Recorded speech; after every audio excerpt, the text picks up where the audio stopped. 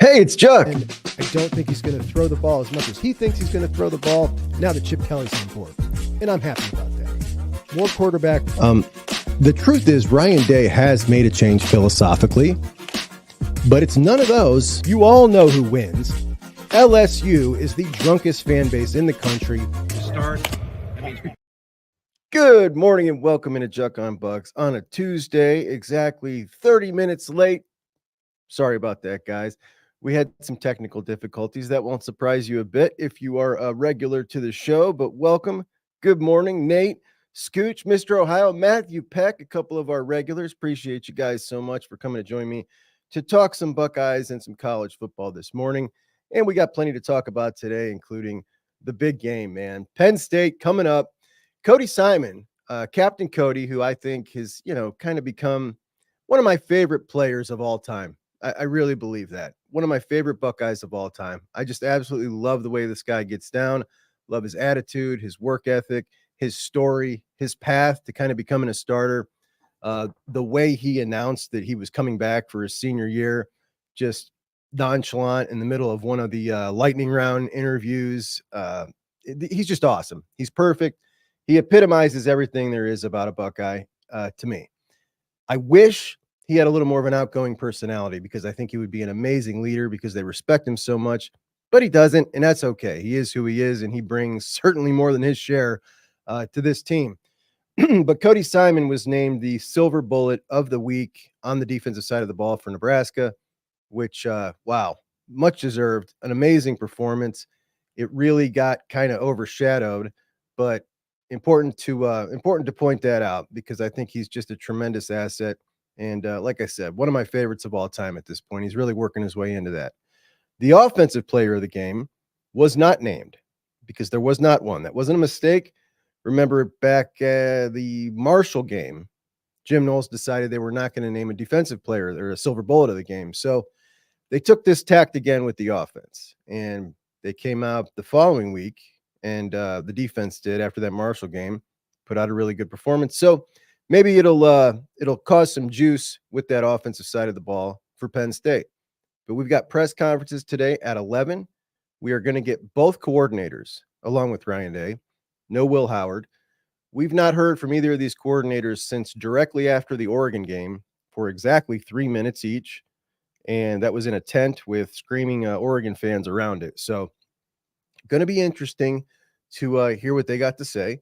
I'm sure they'll have plenty of questions about the Nebraska game, but I'd rather hear more about Penn State, as I'd like to just flush the whole Nebraska thing out the window now, which is why I'm moving straight on to Penn State when normally on Tuesday I would have watched the film from the previous game on Monday night and talked a little more about it. I don't want to, but we'll have Dylan on tomorrow, and Dylan will be at the press conferences today.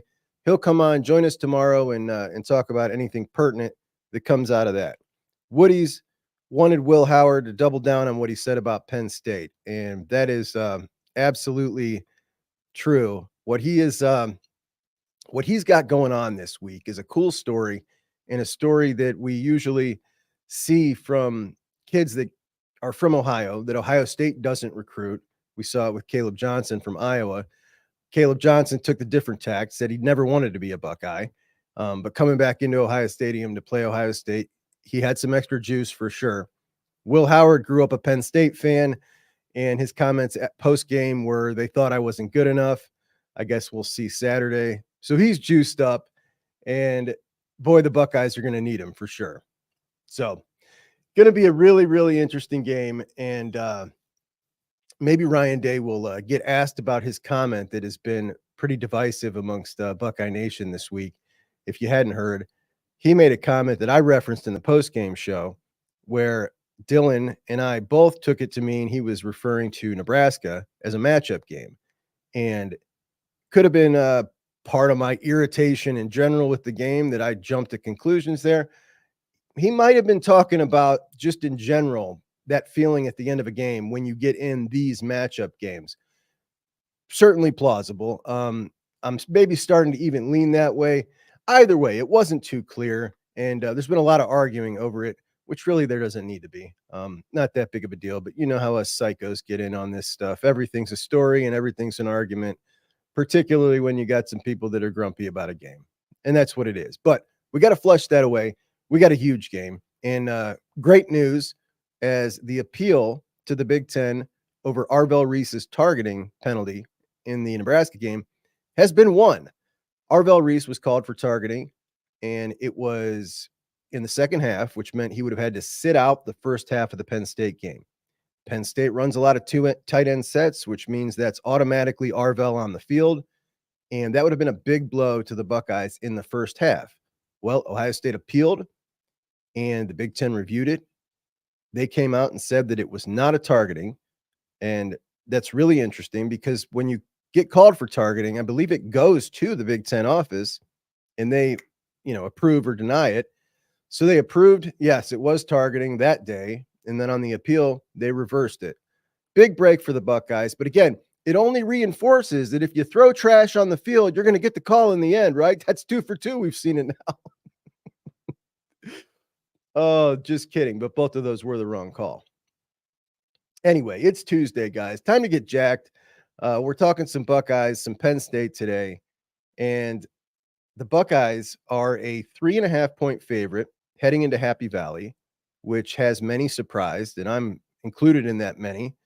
What really surprises me is that Beaver Stadium is more like a 4-point home field advantage, maybe even 5-point home field advantage in a whiteout, which luckily we don't got to deal with.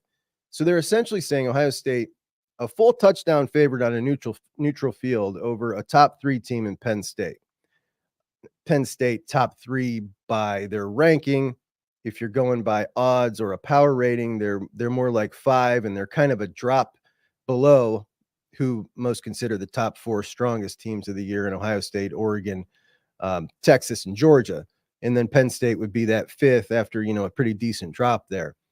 But to be a touchdown favorite over a top 3 team at their home field, that's a lot of respect for the Buckeyes. And I am very, coming off an otherwise lackluster performance, I think that in the offensive line conundrum, I would have expected that maybe this would be more like a pick 'em. But I watched the Wisconsin-Penn State game last night. They got plenty of warts too, and everybody does this year. There's no single team that just has everything clicking on all gears. They also got the situation with Drew Aller, who hurt his knee against Wisconsin. James Franklin spoke about that yesterday and said it would probably be like a game time decision. I think he plays. There are some people saying that they think that they would probably rather, Ohio State fans probably rather face Drew Aller than his backup Drew Pabola because he's more of a runner. I don't know, man. I don't know. Drew Aller is coming into his own. And even though he had the last big game they played against USC, he threw 3 picks. In the clutch, he came through. I think he's going to be a really good quarterback at some point in his career. He's not quite there yet, but I do think he has the ability to really pop off. But the 9-1 record that Ohio State has over Penn State in the last 10 meetings, it's really wild to me when you think about how tight some of these games have been, how we felt coming in and going out of those games. To be able to be victorious in 9 out of 10 is just, it's obviously really owning somebody. The Buckeyes usually have that kind of record against the subpar Big Ten teams, not Penn State. Buckeyes are 23-8 overall against Penn State, which is also incredible. I remember when they first joined the Big Ten, it definitely did not feel at that point like this was going to be a series that the Buckeyes just owned like that. Penn State had some bad years with the scandal in there where they were really down, but still, man, that's pretty dominant. And Penn State, the number 12 ranked all-time program in the history of college football per the Juck on Bucks program rankings. And if you've never watched that episode, I did it pretty early on when I started the show. Maybe I'll do another one explaining how I came to those rankings, which is nothing to do with my opinion. It's all data-driven based on the 11 most agreed upon categories that most college football fans equate with a great college football program. Things like Heisman's and unanimous All-Americans, national championships, conference championships, number of weeks in the AP poll, number of weeks at number 1 in the AP poll, 11 categories like that, and ran all the data. And the 8 traditional blue bloods, crazy enough, still number 1 through 8 on that list. Nebraska number 7, Texas number 8. A lot of people think you can pull Nebraska out of the blue blood status, but the blue bloods of college football represents the history of college football, and there are just 8. It's not a moving target. It's an old term that describes these 8 schools. Some people have bastardized that term to mean something else, like the best schools in college football for the last 10 years or 20 years, whatever it is, they make up their own criteria. I've even seen ones that list like Florida in there, which tells me right away you don't know the history of a lot of this stuff. Florida was a garbage program before Steve Spurrier. That was in my lifetime. Social media has exasperated this. Who's a blue blood? Is Oregon a blue blood? You heard recently, like, no. I'm all for a list like that, what they're getting at, which is, the modern day of what you would call the blue blood. But blue blood has a definition. It has its members. They don't change. The true blue bloods of college football, what it was intended to mean, respects the heritage that the sport was built on, and it always should. In Penn State, unfortunately, you're not one.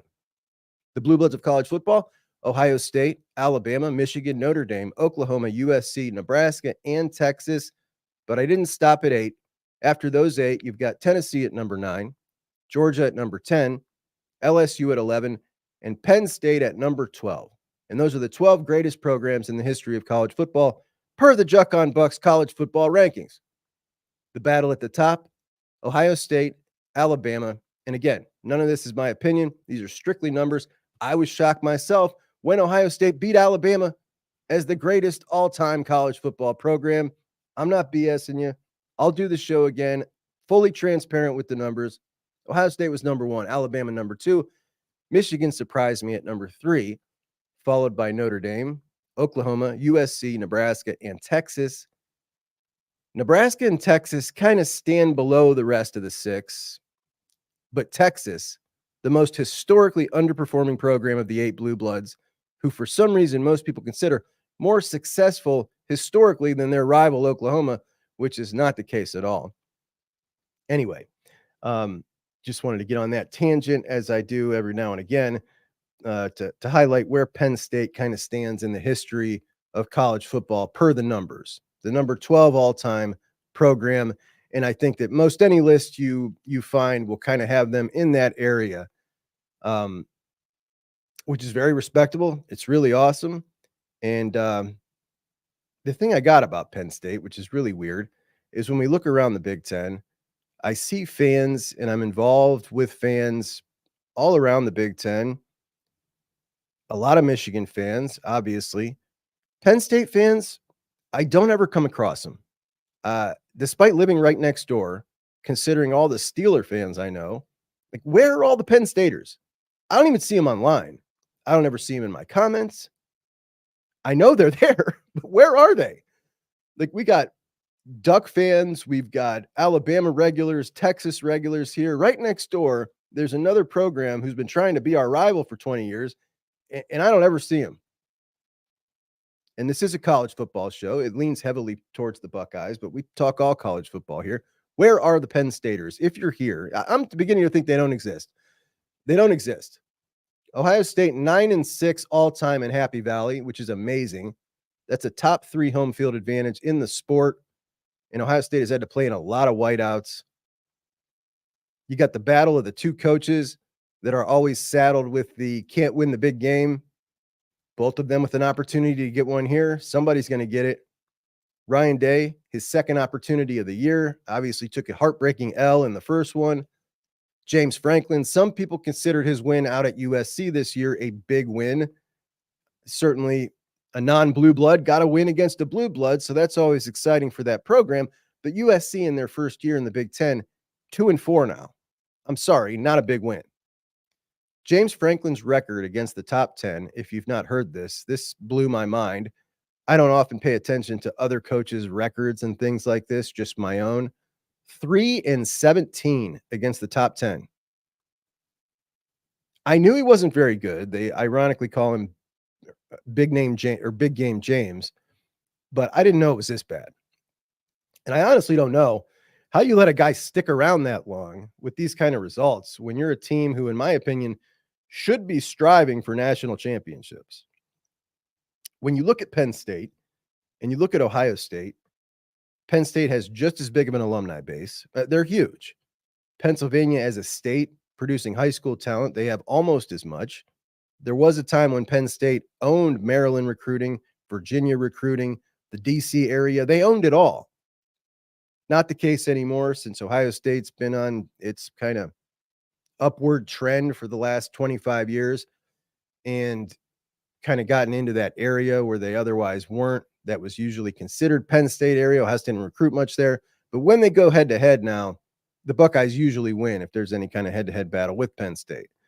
We got a couple of them in this class of 2025 that Ohio State, Deshaun Stewart and Dez Jones, they were going to go to Penn State, and Ohio State came in and basically were like, look, if you want in, you can get in. You got to choose now. And they both said, yes, please. So now they're Buckeyes, great Buckeyes, Buckeye commits, and I absolutely love them. But Ryan Day is the one who gets the most criticism for having a poor record in big games. And that's only because Ohio State is so relevant. So, in the talk of college football, talking about Ohio State brings a lot of ears and eyes, and it gets talked about a ton. But Ryan Day against the top 10 has a winning record. He's 10-8 against the top 5, 2-7. Not great. I don't know. Is that terrible? It's better than James Franklin's record against the top 10. It's not great, but he's got an opportunity to pick up another one here. This Ohio State-Penn State series been played every year since 1993. It's always been an awesome game, and the schools had a chance to protect this game. Protect it as in they're going to play it every single year, as every school in the Big Ten had an opportunity to do this when they expanded the conference, got rid of the divisions. They chose not to. I really disagree with that decision. I think this is the second best game that the Big Ten has to offer, at least for a long time it has been. We don't know going forward what that'll look like, but some years it has provided us with the absolute best on-field game in the Big Ten, multiple years. Ohio State chose to protect Michigan. Michigan protected Ohio State and Michigan State. Iowa protected Nebraska, Minnesota, and Wisconsin. Penn State protected nobody. But if Ohio State had agreed, Penn State definitely would have protected this game. So this was on the Buckeyes. I don't like it. I get the feeling that I understand what you're trying to do. You're trying to schedule as advantageous as you can for national championships. But I think that what we're going to find as we move forward into this era where we are now at a 12-team playoff, soon to be at a 14-team playoff, and who knows after that. We know how this goes. It's human nature. Money rules the sport, and these games command a lot of money. I also think that the committee is going to be rewarding big games. And moving forward, I like having a big game in Penn State, a game that I think it does a disservice to all of college football not to play this game. Really, I do. I would feel the same if this was all of a sudden LSU and Alabama, who are not historic rivals. They're not. If they just decided to stop playing that game, it sucks. It really sucks. Penn State calls themselves unrivaled, which is corny, as if to say nobody's on our level. And I just told you 11 teams that are above their level. That's something that their fans try to say a lot. They definitely tried for 20 years to get Ohio State fans to embrace a rivalry with them. And I was all for that being a secondary rival. I had no problem with it. A lot of Ohio State fans felt disrespected by that. You're going to need to win a little more before we acknowledge you as a rival. And, I get it. That's college football fandom, but I enjoy it. I like it. It would be a lot nicer if I interacted with more of them because it's hard to hate people you don't know. But, at any rate, I think it sucks that we're not going to be playing them every year.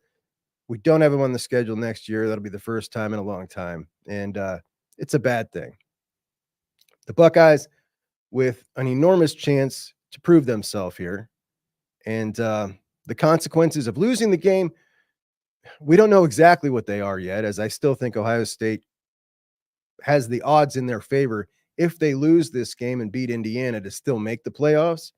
but there's definitely no guarantee. And I've pulled these numbers up before. I'll pull them up again.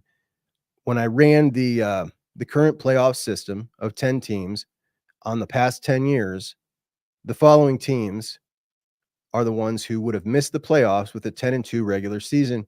And as you can see, there are only 3 teams in the Big Ten and the SEC that would have missed this playoff with a 10-2 regular season. So the odds are greatly in their favor. And if you look there, one of those years, 2019, you had Alabama, Minnesota, and Notre Dame all would have missed it. Now, 2019 was just a season where you had a lot more good teams than you usually do. I think this season is trending that way. So I think you're really flirting with disaster with a 10-2 season. And I also think, unfortunately, when the committee looks at these resumes, one of the very first criteria is how many Power 4 wins do you have? And Ohio State is going to have one less Power 4 win than all the other 10-2 teams because of Gene Smith's lack of getting a replacement in the P4 when the Washington game was no longer going to be played, which, by the way, that game did not need to be canceled. It wasn't mandated from the Big Ten. Ohio State and Washington chose not to play that game. Could that potentially be the thing that comes back and bites them? The 3 cream puffs at the beginning of the season. Wouldn't that be something, man? Wow. Wouldn't that be something? Seriously. I can just hear it now. I mean, it's an easy excuse. It's an easy out when you have a tough decision on that committee. If you're comparing 2 10-2 teams, well, this team beat 8 Power 4 teams. This team only beat 7. That makes it easy for them. And they look for easy outs when they do that thing. Of course, Ohio State does usually get the benefit of the doubt as well, because they always think that Ohio State is going to bring the most, bring a ton of talent, a team that has the capability to pop up and beat anybody at any time. So the point is, if you lose the game, man, you're leaving it up to somebody else. And that would suck. That would really suck. But I'm thinking positive here. I know that there's a lot of people who are not. The great news is the last big game at Oregon, again, top 3 environment in the sport. This Buckeye team found a way to rise to the occasion and play maybe their best game of the year. They're going to need to do it again at Penn State. They have got to bring their best. Nothing but their best will win this game. Of that, I am sure. And it's going to take more than that. It's going to take juice. And this is a team that is being accused of being incapable of bringing that juice. In the last couple of days, we've heard a lot of people come out and talk about former players, too many introverts, the sidelines looking like a funeral. And I can't disagree at all. And honestly, this has been the same accusation of Ryan Day's Buckeyes since CJ Stroud's first year at the helm. The lack of emotion from him, it kind of got channeled onto him, but really it's just been the style of Ryan Day's teams, particularly when you're comparing them to the regime before Day. Totally different ball game when you talk about the juice. And that was something that Urban was really big on. And no, I'm not some guy who, let's bring Urban back and get rid of Day, but that is something about his teams that I thought gave them an edge, and I loved it. And we've just not seen it. I think you need to bring it. The good news is Penn State in that environment, when you are the away team, I kind of feel like it naturally brings that out in the away team when you're in an environment that's so amped up like that. By the way, I got a message in the comment section. A visiting fan said I was at the Colorado and Nebraska game, and I was at, I don't know, some other game, and I visited Ohio State, Nebraska. Oh, it was a Nebraska fan. That I didn't even put it together. It was a Nebraska fan. They were at the Colorado Nebraska game, and then they were at Ohio State this Saturday, and said they were so disappointed by the atmosphere of Ohio Stadium, a stadium they'd been, it's on everybody's bucket list to see Ohio Stadium. If you're a college football fan that wants to travel and see stadiums and see games elsewhere, it's on everybody's bucket list. And how disappointed this fan was of Nebraska by the atmosphere, said I could hear a pin drop at certain points in the game. It's something we've talked about for a long time, and I just I think that at least I know this, right? We know this. We do have an athletic director who recognizes this is an issue and wants to address it. How you go about it, a lot of different ideas. I don't know exactly, particularly when you've got so many season ticket holders who are ingrained in the way they do things, maybe a little bit older. But I've been hearing this same thing for 30 years about all these old season ticket holders. You would think at some point you've got a changing of the guard, right? Like you don't live forever, but they got to find a way to get some juice. They added the lights, right? They added some of those red lights. So in a night game, when you see at other places, they turn the lights down and you got the red or whatever. They added red. So the red lights, that's a plus. That's a something. Of course, we rarely get night games anymore, at least not nearly as much as we used to under, say, the Urban era because of Big Noon Kickoff, which all in all has been great for college football, but poor for night games and worse for sure for recruiting. That was what Urban loved about it most.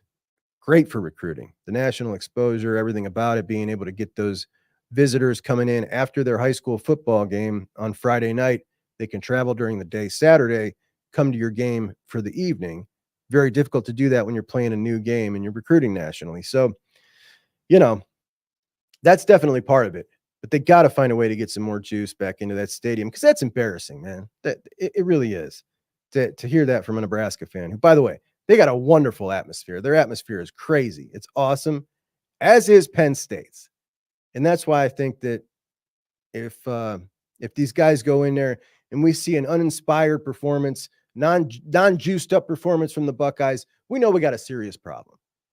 Because if you can't get up in that environment, I think they will. I really do. Talk of the week, obviously, Ohio State's offensive line. What are they going to do? Most likely, Donovan Jackson going to move over to left tackle. We'll hear from Ryan Day in about a half an hour, and maybe he'll confirm that. Maybe he won't.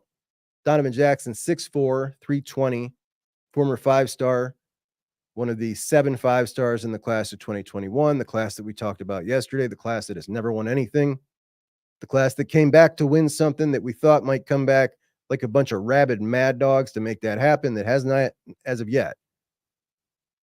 But, we're still entering the meat and potatoes of the schedule. They still might.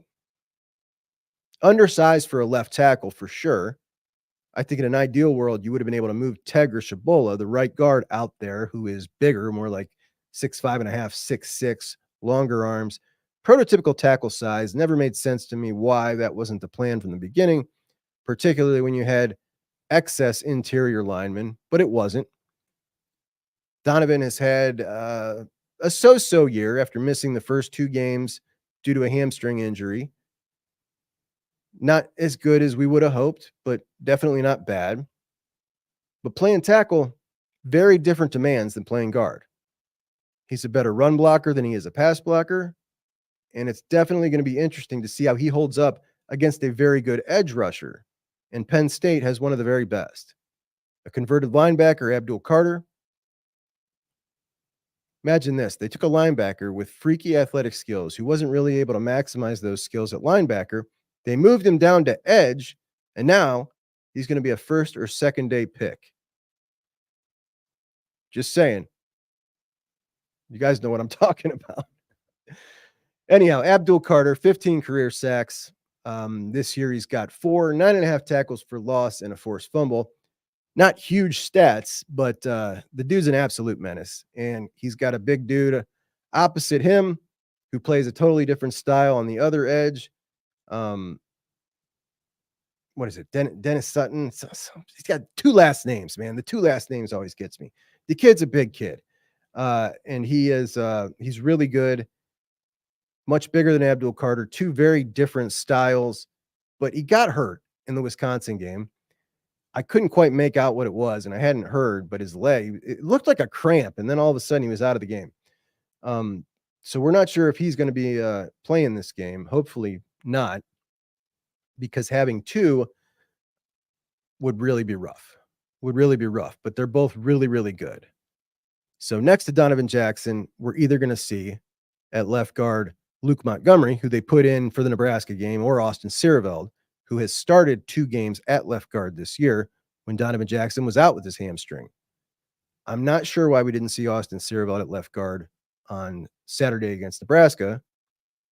Luke Montgomery, a highly rated prospect in his second year, he was in pole position to win the right guard position all the way through the spring until the very last practice, when suddenly he was in third string for the spring game behind Tegra and Carson Hinsman. That was a very puzzling decision, one of many that we've seen throughout the year with the offensive line. Carson Hinsman, for instance, pretty much been missing in action. This is the guy who was your starting center last year. All of a sudden, he's not even in the conversation. Now, in my opinion, that's not a bad thing. I don't think this is someone who is a player we should be clamoring for playing time. Last year, as a second-year player, he was thrust into a starting role at center when Luke Whippler surprisingly entered the NFL draft. And obviously, he's a year older now. You would expect a better version, and they moved him to guard. Still plays center, but they've given him his shot at guard every time he's been in this year. It has not been on the level of Austin Siereveld or Tegra Shabola. Not really even close.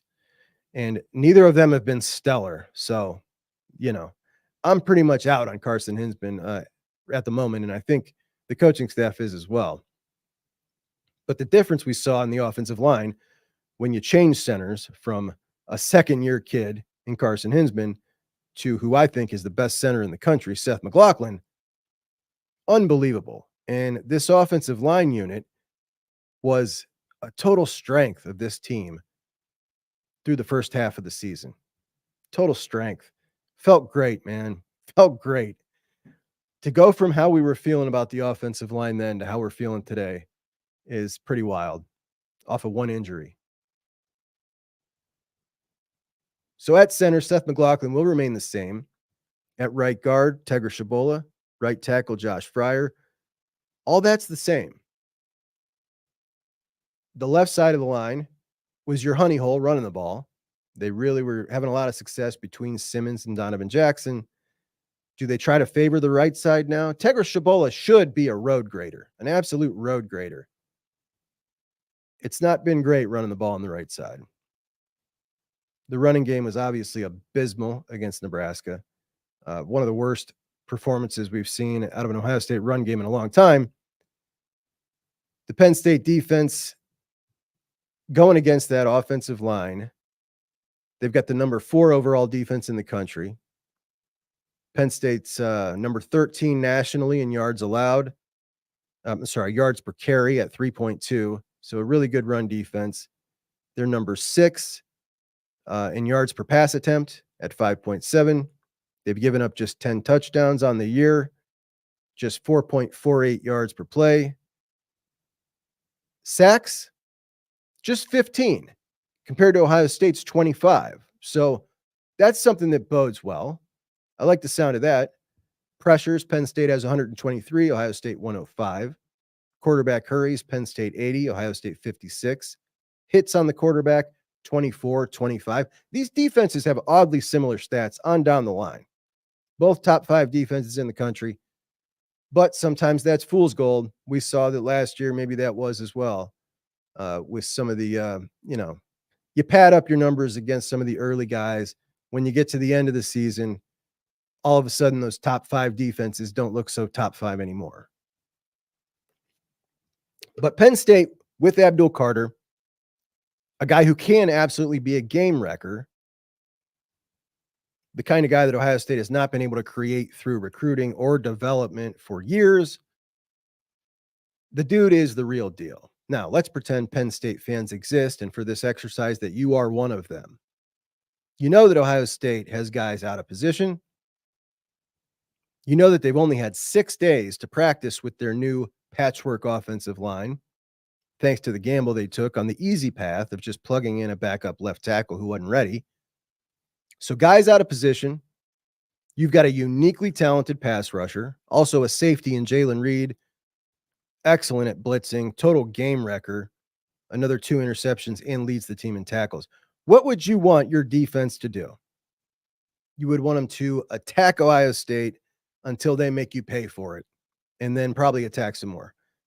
Try to confuse that offensive line, send everything at them. And that is fully what I expect to see. Obviously, the great thing about Ohio State, you got a mobile quarterback in Will Howard who is absolutely ready to stick it to Penn State, as we talked about in the opening. Grew up a Penn State fan, wanted to go to Penn State all its life. That offer never came. A guy whose pocket presence is one of the things that jumped off the film from his Kansas State days before he ever, when we first got the news that he was coming. It's oddly good. It almost reminds you of some of the best in the NFL who've ever done it. Like the way he feels the rush coming and can move around without taking his eyes away from the receivers. It's pretty unique. It's really, really good. Now, there are some Buckeye fans, including our very own Dylan Davis. I call him our very own. How about that? Dylan Davis from the Delaware Gazette. My buddy. Dylan on the post-game show. Dylan, not just a Ohio State beat reporter, but also a huge Buckeye fan like us, which is part of the reason I love having his perspective. But I had him take off his reporter hat. So this was not on the professional record. This was just Dylan the fan. And I just asked him how he felt. And he said, I don't believe there is any combination you can create on the offensive line now that will be able to run this gauntlet to beat the best teams and win a national championship. Now, I can understand where he's coming from. I'm not there yet. We know Donovan's pedigree. We know how smart and unselfish he is. You still got the best center in football. And he's beside 2 young guards with a lot of potential. And having him next to them elevates both of their play. The right side is unchanged, and they've done a fine job. And you got an offensive coordinator who has the ability, if he wants to attempt to help out there on the left side. Unfortunately, he chose not to with Zen Mahalski in his first start against Nebraska, which was really odd. The entire game from Chip was so odd against Nebraska, the whole thing. And I've gotten a couple emails like, do you think Ryan Day, when he grabbed that play call sheet, do you think something happened? Think something went down? I'm pretty sure he gave that play call sheet back, but they did show him taking a play sheet from somebody. But I think it was all Chip, and I just think he had an off day. At least I hope it was just an off day and not some change in philosophy to run the ball 31 times when you can't run the ball and pass the ball 16 times. Absolutely no sense. But I'm not ready to say what Dylan said. I just can't believe I can't bring myself to think like that until we see what this group looks like. They might look really good. We might be pleasantly surprised. And what if we are? What if Donovan looks pretty solid at left tackle? What if the guards play a much better game than they did against Nebraska, which they will need to? They sucked too. All of a sudden, we've got a totally different feeling. Now, there's other things that I feel have been highlighted to be concerned about this team more than the offensive line, things that we didn't have questions about before. But that is the biggest issue. And if the offensive line looks good and they can get through Penn State, who has some serious weapons on the defensive line, how are we feeling now? It's totally different. Totally different. And this emotional roller coaster of a season with national championship aspirations will continue on another upswing, right? And I think that's very possible. I really do. Maybe they start to click. So whether the team wants to bring the juice or not, I'm bringing it for this game. I'm ready to go, man. This is going to be an exciting one. What does a winning offensive performance look like from Ohio State? Obviously, not 31 rushes and 16 passes. That's not happening again. Will Howard needs to be the man, and he needs to be part of the running game. This is a huge part of Will's worth as a quarterback. In short yardage situations, you saw the quarterback sneak at Nebraska that went for 5 yards. I don't think they've stopped Will on a quarterback sneak at all this year. I don't know why we don't see that almost any time there's 1 yard to gain. That's number one. Number two, he needs to pull the ball and read options. We saw a couple that were just like unconscionable. Like, what are you doing? So much so that it almost felt like those were not live reads, that those were intended handoffs. I just refuse to believe that a guy who's so talented at that, who's so experienced with that, is making reads that piss poor. And he made some comments about it in the post-game show. And I don't know quite how to read them, but I do feel that there are some of those that they call that are not live. He's not actually making a read. He's just to hand that ball off. But in talent equated games, Will Howard, he needs to run the ball, man. It should have been included a lot more against Nebraska. You definitely need it against Penn State. You have to take advantage of your quarterback's best strengths. We know who Will is. We know what Will's arm is. If you were just strictly bringing in the best passer in the transfer portal, you probably wouldn't have picked Will Howard.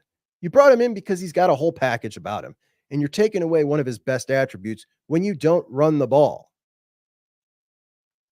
It is a struggling offensive line's best friend to have a mobile quarterback. You pick up an extra blocker. This is not something new or innovative. But sometimes we see coaches who are so incredibly smart kind of neglect the common sense things. You know what I mean? Just like it flies over there. Like, this is very basic here, a very basic strategy. And I feel like there is a chance that we're seeing Ryan Day fall back into the tightening up of being so paralyzingly scared about a quarterback injury that he's trying to cut back on the quarterback run game. And both things this preseason that they talked about, the two overarching statements about this team, and I covered every single press conference, and I mean all the lightning rounds, every single one on this show, and there were two really big points that they made. And that was, we are going to run the quarterback and we are going to play depth. As to the depth comment, my thought was, old habits die hard. We'll see what happens when we get into the nitty-gritty. And we have gone from playing in the cream puff games, which of course you're going to, 88 guys, to now just 37 in the last game. Every single game has gone down. You're seeing guys like Caden Curry get 9 snaps in a game. We're seeing the tightening. And it's not surprising. I knew that was something they were going to have to fight against their nature to continue to play that depth, because you want to play your very best guys. You're scared, right? I get it. And the worrying about losing your starting quarterback to injury, so you start running him less.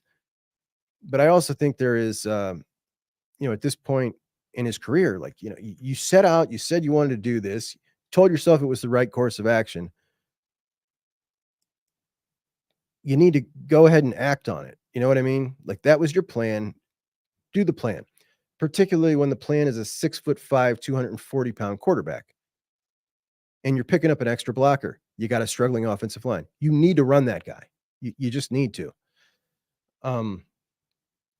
Additionally, in the passing game, what do you need to beat Penn State? Well, you need more than 4 targets for Jeremiah Smith. You've got to get him back heavily involved. He's the best wide receiver in the country. He is the biggest difference maker on the field, on any field he's on, probably. I feel that 90% of the coaches in college football would be absolutely feeding Jeremiah, regardless of who else was on their team. And you threw the ball 4 times to the kid. I think it's unacceptable. I really do. He needs to be a bigger part of your offense. The passing game needs to run through him. Good things happen when you throw in the ball. And again, this is just another one of those things where I feel sometimes you get really, really smart guys that just kind of overlook the most common sense things. And that is, I've got the best guy, maybe one of the very best players in college football on my team. I need to make him a focal point of the offense. I need to get him the ball. 4 targets for him is unacceptable. It just straight up unacceptable. He's that different. He's that much of a difference maker. And what you're doing is you've got a defense who is thanking you at the end of the game if you're only throwing him the ball 4 times. Can you imagine how relieved the defensive coordinator is at the end of the game? They only threw the ball to Jeremiah 4 times. They could have made me look ridiculous if they had tried 12. You know what I mean? Like you're doing them a favor. You're making their job easier. How many points does Ohio State need to score? Well, in the 7 games they've won in a row against Penn State, those scores have been 20-12, 44-31, 33-24, 38-25, 28-17, 27-26, and 39-38.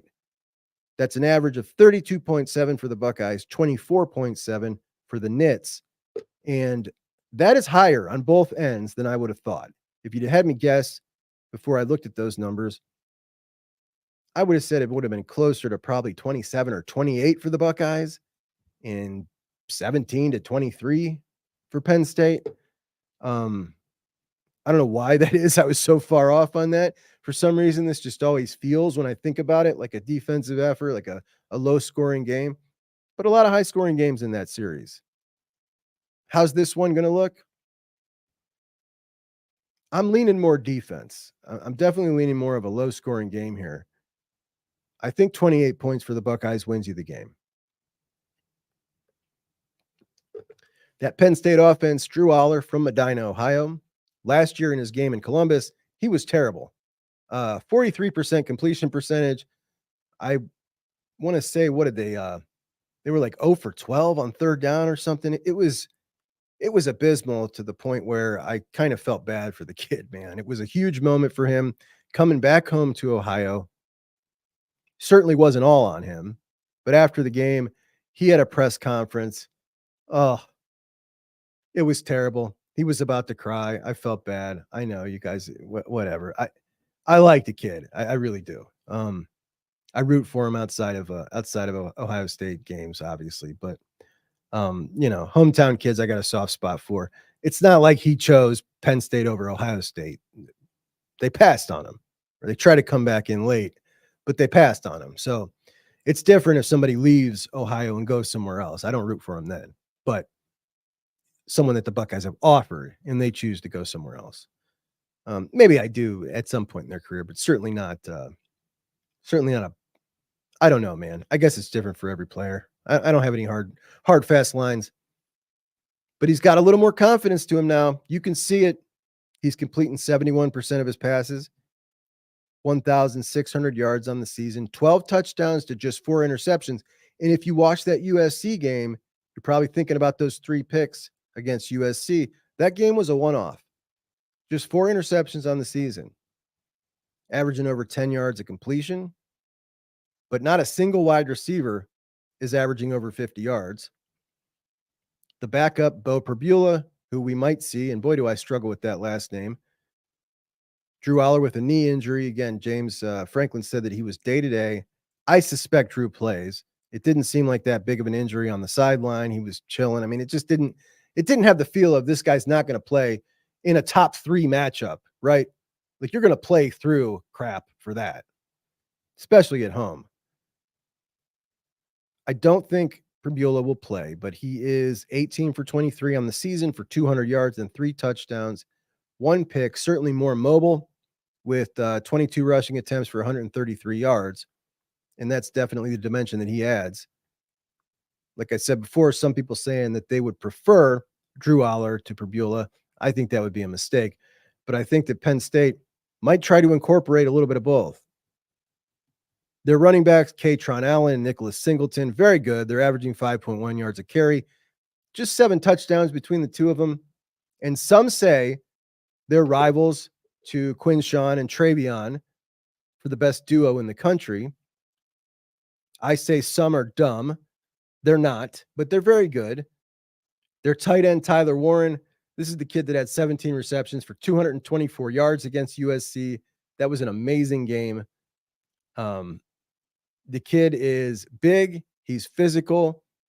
Against Wisconsin, they were lining him up at quarterback on the goal line. Great athlete.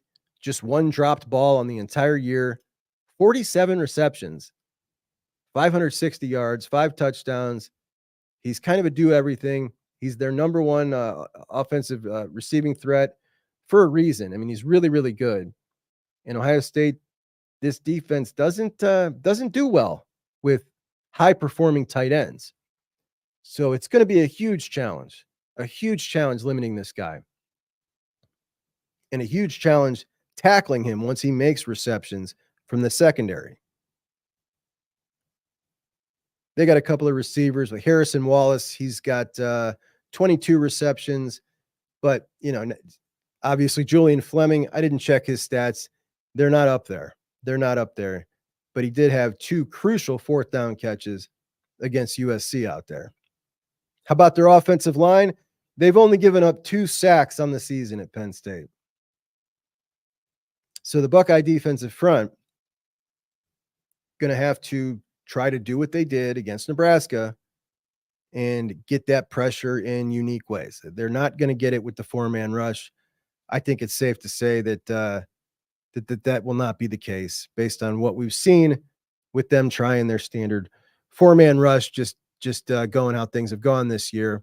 This is a very solid Penn State offensive line. Are we going to see the same aggressiveness that we saw against Nebraska up front? Are they adopting that as more of their identity moving forward, or is that just game plan specific? We don't know yet. I'm kind of hoping that it is more of a new identity. Maybe we find out here in 4 minutes if Jim Knowles lets us in on that. So that is the outlook for the Penn State game and everything I put together for that. Ultimately, I think this will be a lower scoring game than a lot of those games we've usually seen. And I think that this Buckeyes offensive line, if they come out like I think they're going to come out with Donovan, Austin Sirvelt at left guard, and then Tegra at right guard, nothing else changed. Seth at center, Josh Fryer at right tackle. I think they're going to figure this out, man. I think they're going to figure this out. I think that line is going to hold up, and I think the Buckeyes are going to win the game 24-21. That's my story. I'm sticking to it. Going to be a huge win, another top 5 win for Ryan Day.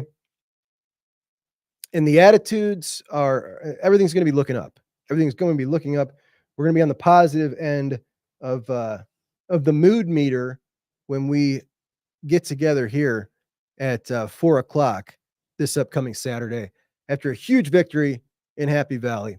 The final time in the yearly series, the annual series against Penn State. There is some finality to this. It's not, of course, we're still going to keep playing them, but when you look at some of these teams, the way the schedules are lining up, there's going to be 2 years where we won't play them. And that's going to be odd, man. It's going to be really odd to me. Maybe not to all of you. Anyway, Buckeyes win. Some updates yesterday on national championship odds that I wanted to share. Georgia plus 360, Ohio State plus 400, Oregon plus 450, Texas plus 650. Those are your top 4. Ohio State still, almost a wash with Georgia to win the national championship. Now, Ohio State skews a lot of these numbers because there are so many people who bet on Ohio State, and they don't want to give you the opportunity to catch them. If they put Ohio State plus 650 and everybody jumps in on the bet, and then all of a sudden this offensive line, Donovan Jackson, he's a good left tackle. Things are good now. All of a sudden they're right back to where they started, and they're putting themselves at risk. But I was really surprised to see that they were that tight. They were still that tight. That, in addition to the Penn State line, that the Buckeyes are a 3.5-point favorite. Interested to see if that one will move at all. I really am. Anyway, this is the part of the show where I am supposed to play a word from our sponsor. So let's play a word from we got words from a sponsor. I think words from a sponsor. I'm new to this, guys. Hold on. Where is it at? That is not it. There we go. Hey, it's Juck, and MyBookie is back with another offer for the Juck on Bucks audience. Open up a new MyBookie account, and they're going to match whatever you put in 100%. Put in $100, they're going to make it 200. Put in 3, they're going to make it 6, all the way up to $1,000. If you're new to sports gambling, we do picks every Friday. We are +7 on the year for the Juck on Bucks official picks, and we're going to keep it on rolling. So sign up for MyBookie. They're going to match your deposit. Use the promo code JUCK, and we're going to go through that every week, every Friday. Also, if you like online casinos, they're going to give you a $10 free chip for that as well. It's a great sports book. I've been using it for years. If you're new to gambling, I'm here every morning at 9:30. Put a question in the chat. I'll help you. I'm an experienced gambler, so to speak. The key is don't risk what you can't afford to lose, and you'll always have fun. Have some fun with me. Sign up, MyBookie, promo code JUCK. Get your free money. Words from the sponsor. How about it, guys? Let's go over the official picks. Your boy was another winner. I had UNLV +3.5. Lost a really close one as Boise won by like 5. USC -13.5 against Rutgers. They did their man. I was sad. I wanted Rutgers to win. I picked Missouri +16.5. Alabama destroyed them. Indiana -6.5 against Washington. They nailed that one. Oregon -22 against Illinois. Oregon with an impressive score. I didn't watch that game. I'm pretty sure I can imagine what it looked like. BYU +2 against UCF in a game that was happening right down the street from where I was, but I had to leave 3 hours before game time, or I would have loved to go and check out the bounce house. That would have been really cool. Colorado -6.5 against Cincinnati in Colorado. Wow. In contention for the Big 12. It's pretty impressive. I'm not going to lie. That's all I'll say about it. Ohio State -25 against Nebraska. That was a bad bet. That turned out to be a bad bet. Notre Dame -14 against Navy. A lot of people were picking Navy. I wasn't buying it. And then they turned over the ball 6 times to Notre Dame. So who knows if they hadn't done that, how close that might have been. Vanderbilt, they gave me 18.5 points. I'm going to take that every time with this team. Michigan State +5 against Michigan. That was a loser. And if you hadn't heard, Jack Tuttle retired yesterday. Michigan quarterback. That would be the number 3 quarterback that Sherrod Moore went to on the season. Now back to the original number 1 with Davis Warren. But Jack Tuttle retired. Shout out to him, man. You know, hate to see somebody have to retire over injuries, but happens to everybody at some point. Kansas +10 over K-State. That was a savvy pick, man. Everybody was on K-State. I nailed it. Then I chose Florida State in a gut check moment, +21 against Miami. And they lost by 22. They tried, guys. They tried. So that's 8-5. That is 6 winning weeks in a row with the official Juck on Bucks documented picks. Each game 1 unit. That puts us up 14 units on the season. Not too shabby, guys. Not too shabby. Look, I'm giving you a promo code, free money. I'm giving you free winners. That's what I do for you because you're my guys, man. I like that. Let's get to the portion of the show that we call Jucking Around, where I check in on my friends in the comments section and kind of let you guys lead the final segment of the show. He's just talking to himself. It's okay. He needs attention. Well, that's not nice. I was talking to you guys, Steely. Blue Wolverine with the super chat. Thanks, buddy. Juck, you do great with live shows. If you were still nervous, it doesn't show. Cheers. Thanks, buddy. It was something I really had to work through, but I feel a lot less nerves. But I really appreciate you pointing that out, man, because it was tough. Took me a long time to get over it for sure. Definitely tough. Juck, play the dancing again, please. Oh, geez. There's a troll in here. I'll play the dancing at the end of the show, bro. See, here's the thing. When I play the dancing, it looks like I'm making fun of Ryan Day, and I don't want that. You know what I mean? I'm trying to find this troll, guys, to give him the business. Dot. The Dot says Ohio State will win a national championship. Dot has spoken. Yeah, I like it. Buckeye guy, 28-17 Bucks. Absolutely. I can live with that. Mr. Super J says Ohio State will dominate this one for a change and shut y'all up. So he admits that they've not been dominating when he says for a change, and we need to get shut up. I don't know, man. Well, one or the other. It sounds like you agree. Duck Knight says Ohio State and Georgia started as the favorite, so the line hasn't moved as much. Same for Gabriel, is the betting Heisman favorite, and he is. He's back to number one, which, that had changed. Ashton Genty and then Travis Howard had jumped above him. Genty now considerably behind them after a very average performance against UNLV, a school that, brought a real defense. He didn't do so hot. Not that it was all on him, but you know what it is. If you are playing for a group of 5 school, you're going to have to show out every single week.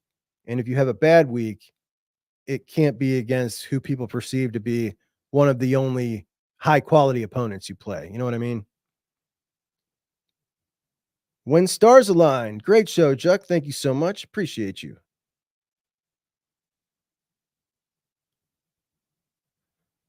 Bleed Orange and Green would appreciate an Ohio State loss this week and to Indiana. So Jeremiah thinks of heading back to Miami. Pipe dream, I know. So we got a Canes fan in the house, very upset that he lost Jeremiah Smith, and I can certainly understand that. David Greenshield, my old pal, still doesn't think the Penn State defense isn't nearly as good as last year's group. Remember, USC did score 30 on them, and they have a questionable O-line. I hope you're right, buddy. Absolutely hope you're right. I am much less impressed after really watching every play of that Wisconsin game last night. I was really cheered up after, I was starting to feel very pessimistic the first couple of days after that Nebraska game. I watched that last night before bed. I woke up feeling much better. Certainly. And I think, that's the nature of a college football season.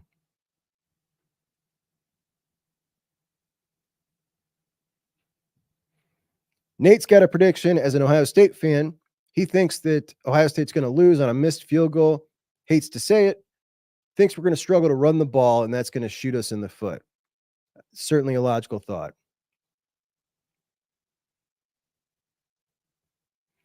Doreen says, praying, the guys on the team praying, bothering people amazes her.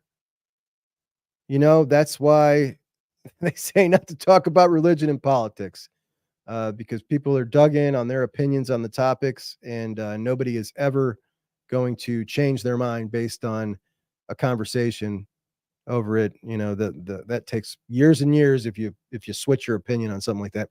So just don't talk about it. So if that's kind of the social norm, not to talk about it, and then you've got a team that has it wide out in the open for everybody to see, it's gonna create a sort of reaction. It just is. I understand why that became a thing, why there was a pushback on it. I was doing shows kind of celebrating it, and I knew that doing that was going to get some pushback, and I've had a lot, like more than I thought. But then I thought, I should have seen this coming. And it is what it is. Not everybody's religious. I respect that. I respect their opinions on it. We've all got our own, and that's okay.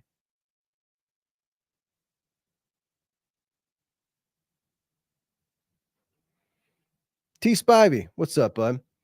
Will had the ball for 60 seconds in the third quarter. Going to need a lot of alcohol to make it through the rest of the season. Third quarter was bad. 24 total yards. Okay, there's the troll. Got him. Gone. Goodbye. Goodbye, sir. The Glass City Buckeye. Glass City is Toledo, right? Ohio State will beat Penn State with defense and speed outside.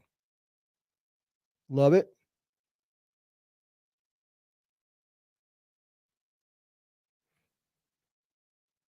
Houdini Magic says, Alex, we're soft. Can't finish. No killer instinct. Folds in the fourth quarter. When we play a team with a pulse, we're more worried about Jesus than playing grown man football.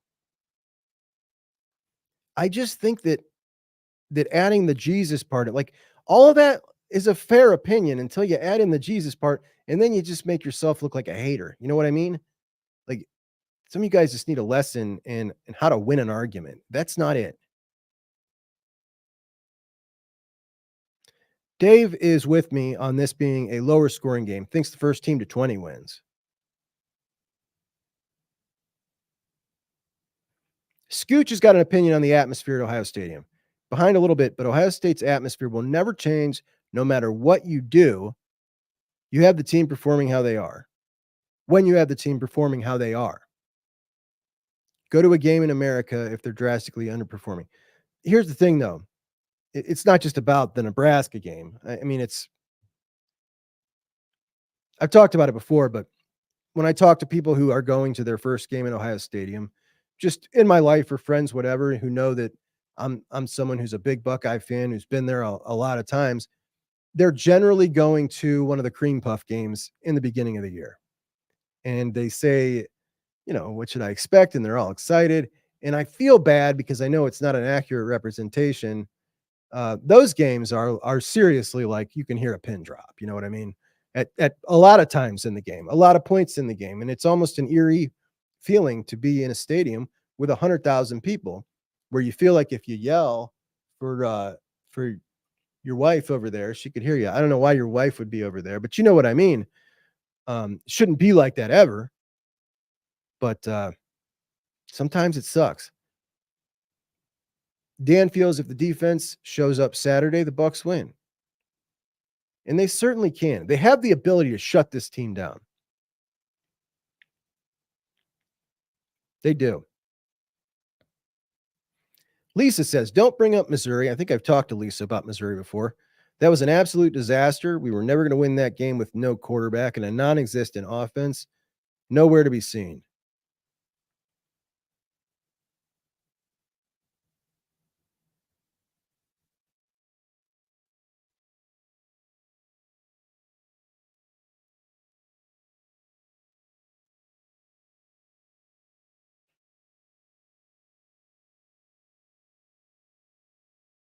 All right, my friends. So we are 107 into today's show. Curse Designs, what's up, my friend? I am going to honor a request now. And I thought this was over. I thought this was not going to happen anymore when Ryan Day banned the on-field dancing. I don't want to say banned. So the receivers used to come on the field during warm-ups and do corny TikTok dances in a group, which is where the infamous Kyle McCord with the receivers fadeaway jumper dance came on the field before the Michigan game. And this was a very divisive topic, as there was a lot of people who said, this is absolutely insane before the Michigan game that you've got your receivers and your quarterback doing TikTok style dances before the biggest game of the year when you've lost 2 in a row, and the importance of that game. To make matters worse, the official Ohio State football Twitter account tweeted that video. As you could tell from my demeanor, I'm one of the ones who had an issue with this, but a lot of people didn't, and I respect their opinion on it. But Ryan Day decided that they would no longer be doing that. So they're not doing that anymore. But he is still doing his mosh pit thing where he gets in the middle of the team and kind of has them push him around. And also, before the Michigan game last year, came this beauty of a video. It is the haters love it, and that's why I don't like to play it, but it is funny. It's just a funny all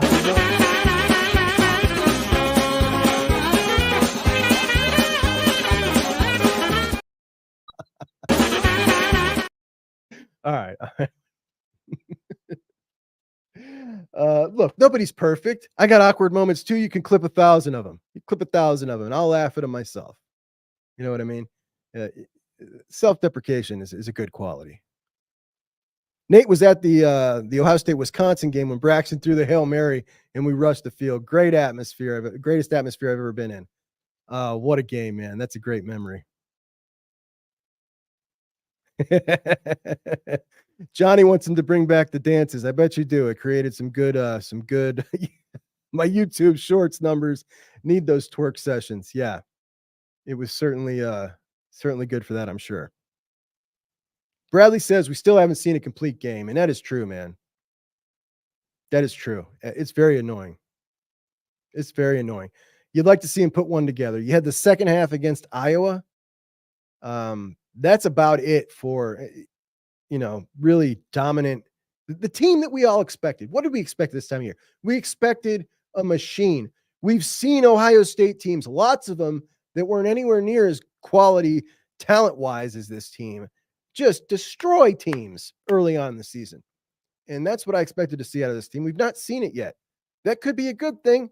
Those other teams petered out in the end sometimes.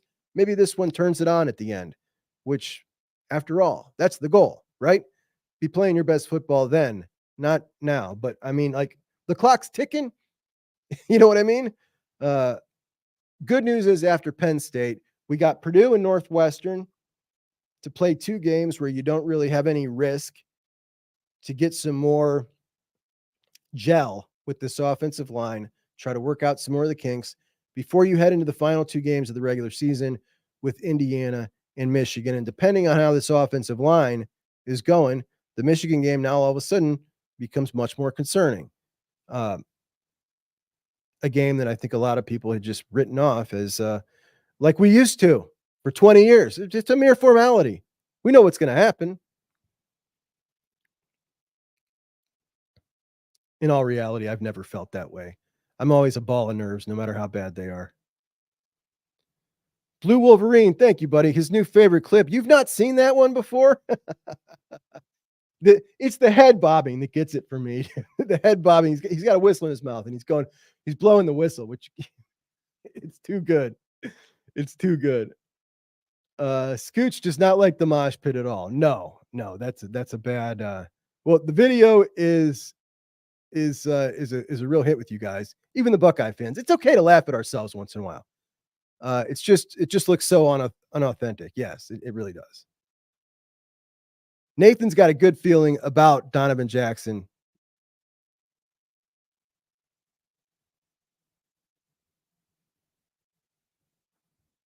I choose to have a good feeling. I don't actually know how good my feeling is, but I choose to have a good feeling. We'll see. Yes, Andrew's a glass half full guy. All right, my friends. So that will do it for today. Tomorrow, our guy Dylan Davis, that's Dylan, Dillon Davis 56 on X. Give him a follow. He does a ton for the show here. If you like the show, if you like what I bring you, give Dylan a follow. Check out our official sponsor of the show, Columbus Apparel Co. At Columbus Apparel Co., you can find a whole slew of Ohio and Columbus gear, as well as a full line of Juck on Bucks merchandise that they made. How cool is that? Including the super soft crew neck I've got on now. Crew necks are my favorite.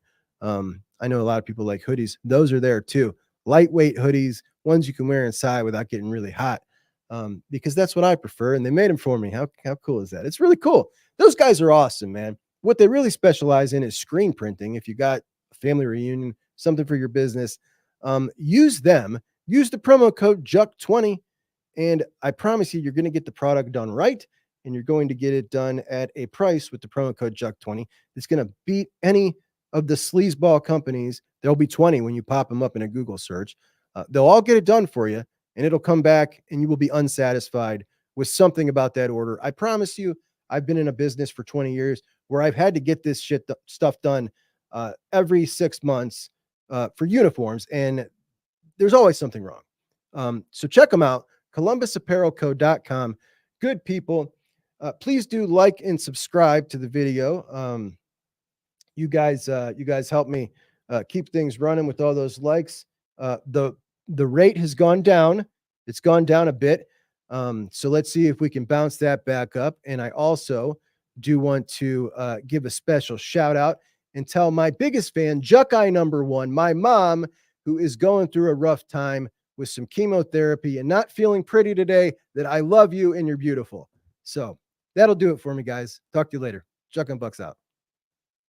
Hey, it's Juck. Juck. Who is Juck? Juck on Bucks. Juck on Bucks. Juck on Bucks. Juck. Juck on Bucks. My guy Juck. Juck on Bucks. My buddy Juck. Juck is the Juck. Juck on Bucks. Okay. Juck is junk. The Juck eyes. The Juck eyes. Juck on Bucks. Junk. Juck. Not junk. Juck.